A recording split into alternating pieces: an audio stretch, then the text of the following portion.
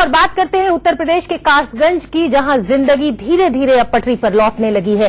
प्रशासन ने सख्ती दिखाते हुए अब तक 112 लोगों को गिरफ्तार कर लिया है। इनमें से 7 के खिलाफ नामजद एफआईआर भी दर्ज की गई है। संवेदनशील इलाकों पर कड़ी नजर रखने के लिए ड्रोन से निगरानी की जा रही है। हालांकि 3 जगहों से आगजनी की खबरें आई हैं, लेकिन आग शॉर्ट सर्किट से लगी या किसी उपद्रवी ने लगाई, इस पर अभी भी सस्पेंस बना हुआ है। हालांकि प्रशासन ने तीनों जगहों पर आग पर काबू पा लिया है। दूसरी तरफ प्रशासन की मुस्तैदी की वजह से बाजारों में अब दुकानें खोल दी गई हैं, जिससे लोग रोजमर्रा की जरूरत की चीजों की खरीदारी कर पा रहे हैं। तो ये तस्वीरें हम आपको कासगंज से दिखा रहे हैं। ड्रोन के जरिए पूरे इलाके में निगरानी रखी जा रही है। दोनों समुदायों के बीच जिस तरह से टेंशन पिछले कुछ दिनों में बढ़ा, ऐसा पुलिस का कहना है कि अब हालात काबू में है।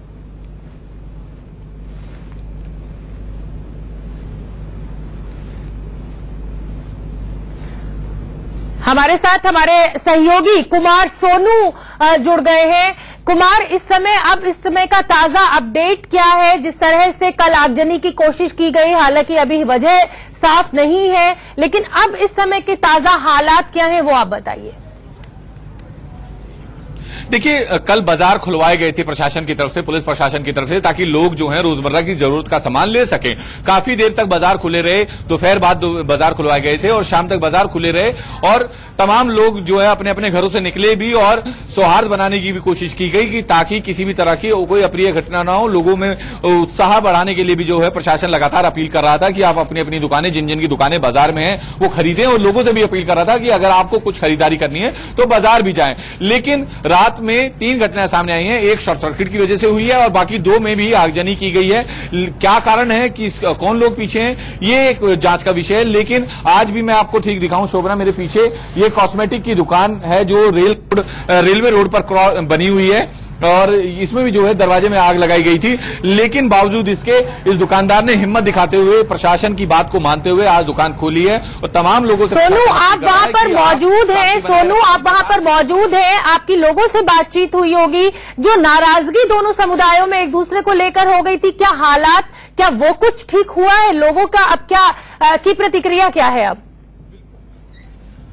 देखिए, बिल्कुल हमारे साथ मजिस्ट्रेट हैं इस इलाके के, इनसे हम बात करते हैं। सर, ये बताएं कि क्या कुछ प्रिकॉशन ले रहे हैं और खासतौर पर बाजार दोबारा से खुलने के लिए, जिंदगी वापस पटरी पे आए, उसके लिए क्या कुछ तैयारी है प्रशासन की? इसके लिए जिला प्रशासन ने अभी सभी मजिस्ट्रेट्स विभिन्न पॉइंटों पे तैनात किए हैं और सभी लोगों में एक विश्वास जाग रहा है और धीरे धीरे सारी व्यवस्थाएं पटरी पर आ रही हैं। क्या आज बाजार खोले जाएंगे? हाँ, बाजार बिल्कुल खुल रहे हैं निरंतर और बाजार बंदी का ऐसा कहीं कुछ भी नहीं है।